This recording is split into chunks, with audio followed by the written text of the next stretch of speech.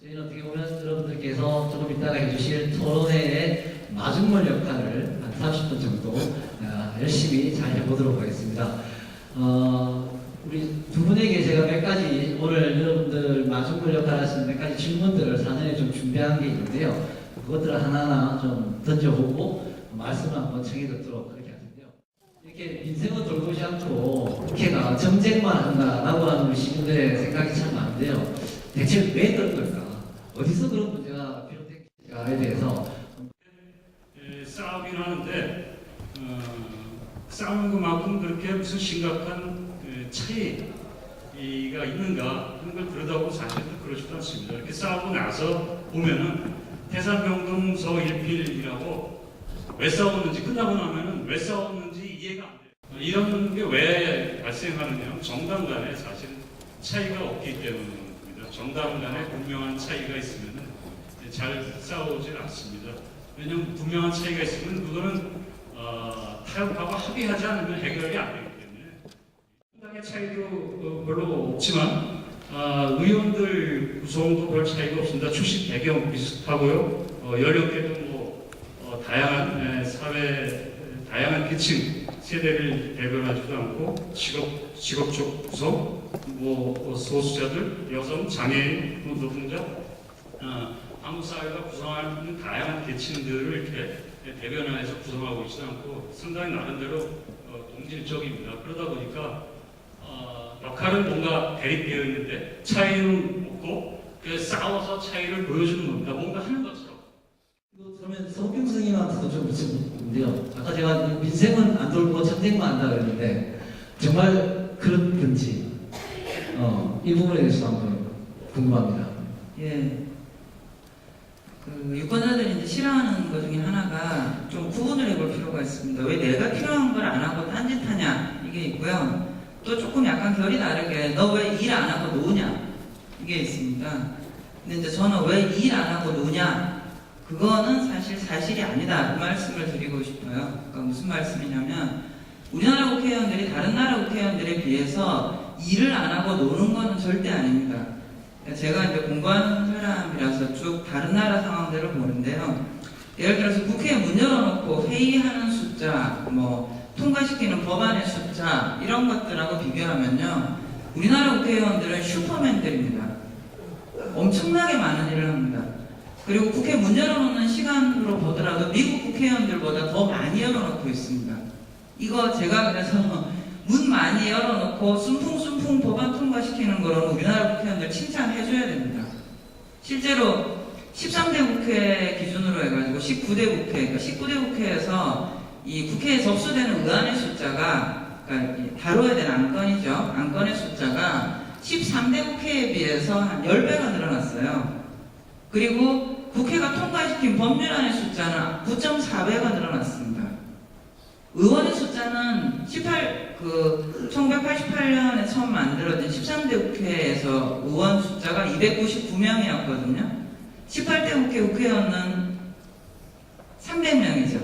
1명 늘어났는데 찍어낸 법안의 숫자는 9.4배가 늘어난 겁니다. 엄청난 생산성 증가를 보여주고 있고요. 그리고 이거를 2014년 기준으로 통계를 해보면은 본회의 한 번 했을 때 몇 개를 찍어냈냐면 한 48개씩 찍어냅니다. 본회의 소집하겠습니다 하면 보통 본회의 시간이 3, 4시간밖에 안 해요. 그 3, 4시간 동안 거의 공장에서 범인 찍어내듯이 한 47개씩을 찍어내고 있습니다.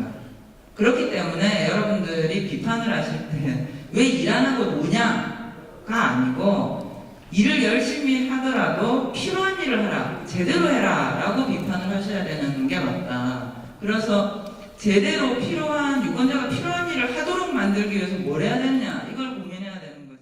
당신 얼마나 회의 많이 했고 법안 많이 통과시켰냐를 묻는 게 아니라 얼마나 도움되는 회의와 국민에게 도움되는 법안을 통과시켰냐. 서욱경 선생님 입장에서 국회의원들은 특권은 되게 많이 누린다라고 우리가 사실 또 비난도 많이 하고 있는 상황이긴 한데 좋다. 특권을 누리든 말든 모르겠지만 정말 국민에게 도움이 되는 법을 만들도록 하기 위해서 또 국민에게 도움되는 정치를 하도록 하기 위해서 뭘 좀 바꿨으면 좋을지에 대해서 생각하시는 게 있으시면 또 우리 오신분들한테 한번 제안해 주시면 좋겠습니다. 예, 그 특권 부분에 대해서도 제가 이제 이 보통 그 유권자분들이 생각하는 거하고 약간 다른 얘기, 좀 전에 이름 많이 한다 이런 것처럼 특권에 대해서도 그렇습니다. 사실 제도적인 면에서 보면 우리나라를 다른 선진 국가들 국회의원들이 가지고 있는 특권들 이제 뭐 예를 들어서 뭐 기차비 대주고 비행기 값 대주고 VIP실 이용하고 등등등 이런 우리가 가시적으로 확인이 되고 돈이 들어가거나 이런 특권들은 많이 없어졌어요.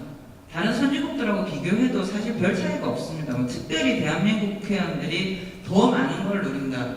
흔히 또 이제 우리 국회의원들이 특권 얘기할 때 돈 얘기하시는데 국회의원이 받는 게 두 가지 종류가 있거든요. 하나가 우리 직장인들이 받는 월급, 그 다음에 직장인들 중에서도 직급이 올라가면 직급 관련 비용들이 있잖아요. 이 두 가지를 나누게 되는데 국회의원이 받는 월급은 어느 나라나 장관이나 차관하고 다 연동을 하게 되어 있습니다. 왜냐하면 그게 헌법상 지위가 그렇기 때문에 그 나라의 장차관한테 주는 돈에 준해서 뭐 장관급 주는 나라도 있고 차관급 주는 나라도 있고 우리나라는 장차관 중간 정도 줍니다.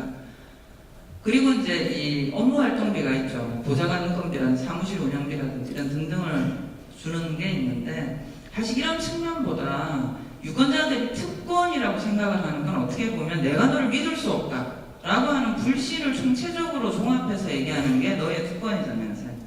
제가 이제 지방선거에서 주로 그 선거 여론조사 이런 거 하는데요. 조사를 해보면 유권자들한테 투표장에 들어가기 전에 국회의원 목소리라도 한번 들어본 걸 조사를 합니다. 그러니까 눈으로 직접 봤든지 악수를 한번 해봤든지 하다못해 전화 목소리라도 한번 들어봤든지 이런 걸 죄다 이제 모아가지고 투표장에 들어가시기 전에 국회의원하고 이 접촉을 해보고 투표하러 들어가는 분이 몇 분이나 되느냐 조사를 했더니 몇 분쯤 될 것 같아요. 10명 중에. 예, 방금 어떤 남성분이 정답을 말하셨는데 딱 2명 정도 됩니다. 나머지 8분은 국회의원 꼴도 못 보고 투표하러 들어가시는 거예요.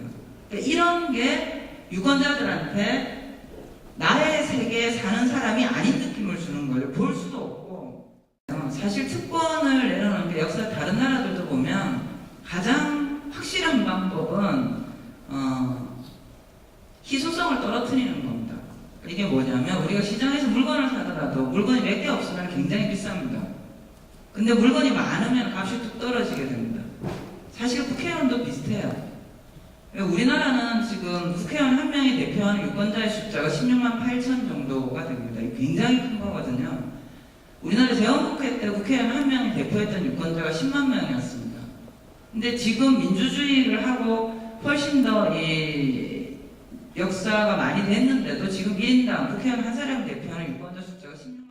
지금 서복경 선생님께서 더 좋은 방법으로는 국회의원의 희소성을 떨어뜨리는 게 좀 더 좋은 방법 아니겠냐 이런 말씀을 해주셨는데 그래도 사실은 모르겠어요. 그거야 이제 정치학자가 하시는 말씀이지 우리 같은 사람 입장에서 보면 꼴도 보기 싫어 죽겠어 이런 부정적인 여론이 사실은 더 많지 않겠습니까?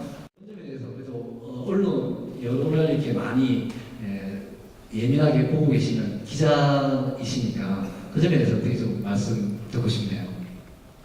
예, 아까 제가 차이가 필요하다고 말씀을 드렸는데 차이가 생기려면 국회의원이 많아야 합니다.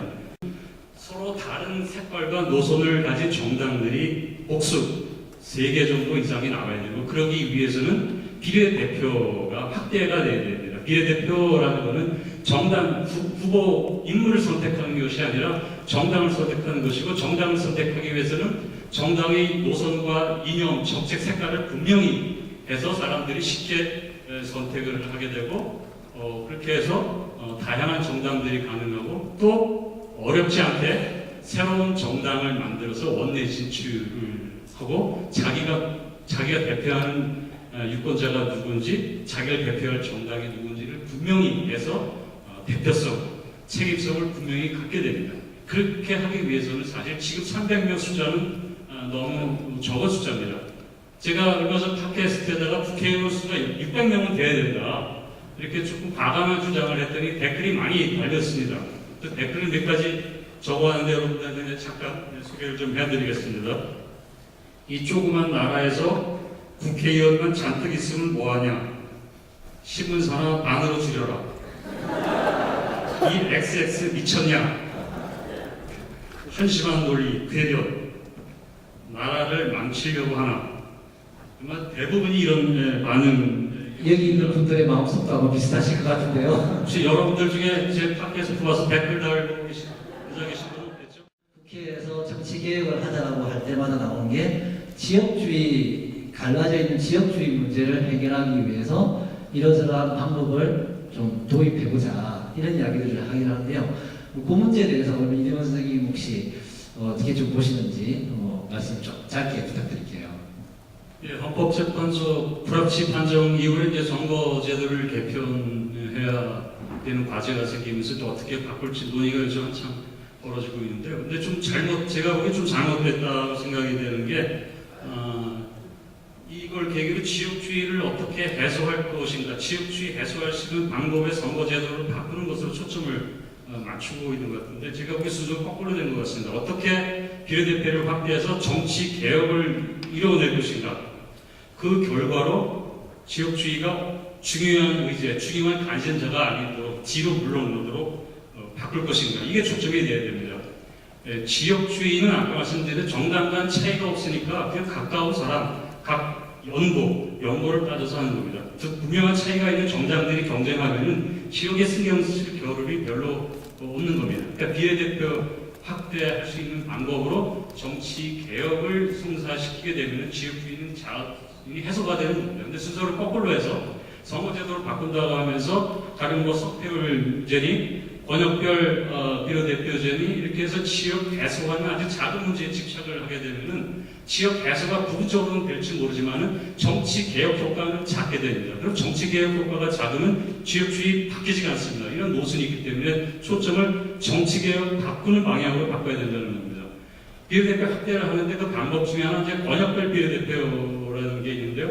전국 득표율, 정당별 전국 득표율을 가지고 6개 권역, 이게 중앙선관위 아니에요. 6개 권역으로 나눠서 권역별로 의석수로 획당을 하고 전국 득표율을 가지고 권역별로 각 정당이 득표한 의석수를 배분을 하는 겁니다. 전체 전국 득표율을 일정한 권역의 정당의 총 의석수로 하고 거기에 남는 수는 지역 구의원으로 채우는 방식인데, 이렇게 권역별로 두게 되면은 지역구 의원도 있고 영남이나 호남도 권역별로 의원이 있고 너무 지역주의 해소에 초점을 맞춘다고 하면은 이 지역적 이해에 갖추게 되는 결과가 될 수가 있습니다. 석패율제도 마찬가지로 상대 지역에서 진 후보를 비례대표 명단에 복수 등록해서 거기서 지역에서 떨어지면 비례대표에서 구제를 해준다는 건데, 이거는 어떻게 보면은 지역주의 정당에게 혜택을 주는 거죠. 그 비지역주의 정당들에게는 아무 혜택이 안 가는 점에서는 불이익을 주는 거고, 비례대표를 또 왜곡시킬 수도 있는 겁니다. 그래서 지역주의를 해소하느냐가 골로 말할 것이 아니라 정치개혁 해결하는 방안에 초점을 맞추면 자연히 잘 풀리지 않을까 이렇게 생각합니다. 예, 이 표는 여러분들 앞에 있는 그 가이드북에도 있는 표기인데요. 그렇지만 어쨌든 대한민국은 지역 편중이 대단히 심합니다. 두 번째, 그게 영남 득표율 노란색 보면 새누리당 뭐 이렇게 지역별로 얼마나 편중되어 있고, 이게 제일 밑에 표면 호남 같은 경우에는 새누리당 지지도는 5.4%밖에 없는 독식됐다는 비판 많이 받는데요. 이런 데이터들도 아마 우리 서국경 선생님도 잘 알고 계실 텐데요.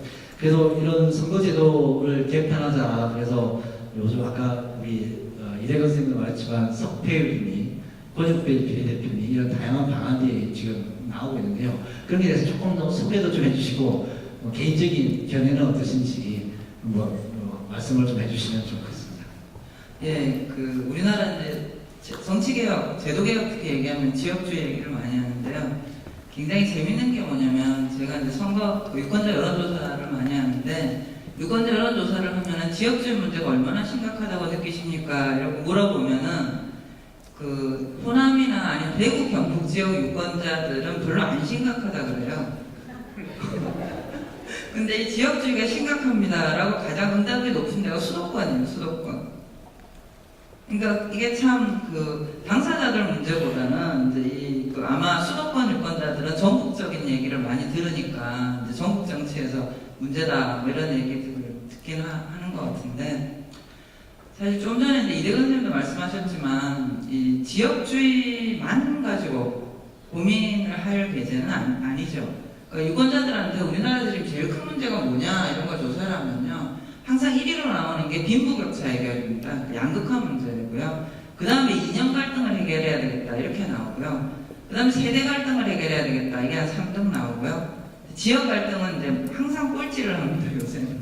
그만큼 이제 과거보다는 중요도가 많이 떨어지긴 했지만 여기 데이터를 보시는 것처럼 사표가 많이 나와요 사실. 근데 그래서 이런 문제 때문에 이제 비례의석 확대를 얘기하는 것도 그런 부분인데 우리나라만 그런 게 아니라 후보를 뽑는 선거제도를 가지고 있는 나라들은 되게 사표가 많이 나옵니다. 그럴 수밖에 없죠. 몇 프로를 하든 간에 한 명 뽑아야 되니까.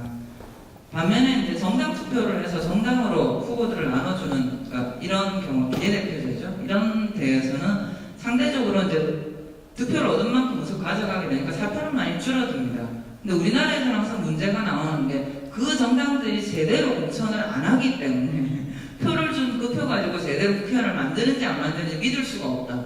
이게 또 심각한 문제거든요. 그래서 정당이 제대로 공천하게 만드는 것과 함께 이 정당 투표를 통해서 의석을 확대를 하게 되면 이런 사표가 많이 줄어들게 됩니다.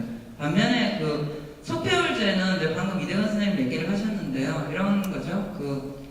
이제 속표율제를 하면 지역구에 나온 사람이 정당 후보의 리스트를 이름을 두 번 올리고 그 중에서 가장 근소한 표차로 떨어진 사람이 당선이 되는 건데 그러면 이제 이런 겁니다.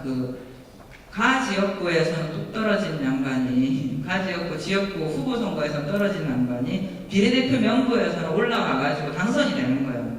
그러면은 1등한 사람도 당선이 되고 2등에서 떨어진 사람도 당선이 되는 이런 문제가 또 생기게 됩니다. 그래서 속표율 문제는 사실 제도로 특히 우리나라 지금 비례의석이 54석밖에 안 되는데 도입을 하게 되면 사실은 비례대표에서 왜 그 여성 대표라든지 뭐 청년 대표라든지 또는 이 도움이 필요한 분들 대표성이라든지 이런 문제가 죄다 없어질 수밖에 없는 거예요. 왜냐하면 지역구에서 떨어진 사람 붙여줘야 되니까. 그래서 지금 현재 비례대표제의 취지상은 사실 속표율제는 저는 반대하는 입장입니다. 그리고 번역 비례대표제는 이제 아까 그 번역별로 명부를 쓴다고 했는데 문제는 번역 비례대표제도 같은 문제가 있어요. 그러니까 의석수를 지금 54석을 번역으로 나누면 한 번역에 뭐 많아봐야 6석, 7석 돌아가는데 거기에 지역구 떨어진 사람 붙여주거나 또는 뭐 꼭 그렇게 안 하더라도 그 지역의 지역 대표성 사실 그게 번역을 하면은 뭐 농촌이 많은 쪽에서는 아무래도 농업의 이익을 대변할 분이 들어와야 되겠죠. 그 다음에 저기 뭐 경남의 마산, 창원 이런 데는 또 제조업 분야를 대표하는 분도 들어와야 될 것이고 이런 식으로 하게 되면 다 이게 이제 지역 대표성으로 끝날 거기 때문에 최소한 현재 비례의석보다 한 2배 정도로 많아지지 않으면 사실 권역 비례대표제를 하더라도 참 어려움이 있다 제도적으로는. 두 분의 의견을 들어보면 국회의원들 남들 열심히 일을 엄청 하고 있다. 근데 그게 조금 더 생산적으로 하는 방법에 대해서 이러저러한 의견을 주셨어요. 그 중에는 여러분들이 과연 동의하실까 저도 걱정이 많이 되는 600명 의원수 이런 말씀도 하셨고요. 네, 그 외에도 몇 가지 의견들을 주셨는데요. 또는 정치개혁에 대해서 접근하는 방법에 대해서 정치개혁 문제를 이런 식으로 좀 접근해야 되지 않느냐는 두 분의 생각들을 큰 도움을 주셨다고 좀 생각하면서 박수 한번 부탁드리겠습니다.